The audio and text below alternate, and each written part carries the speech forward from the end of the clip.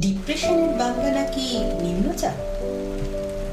বৃষ্টি এলো, সঙ্গে কফি এক দু কাপ। নামছে বিকেল, অল্প ভিজে রাস্তাঘাট। ছাতার নিচে নিয়ে গেছে পাপড়ি চাট। বন্ধুরা সব ফিরছে বাড়ি দূর থেকে। কেন যে আজ হিংসে হলো তাই দেখে।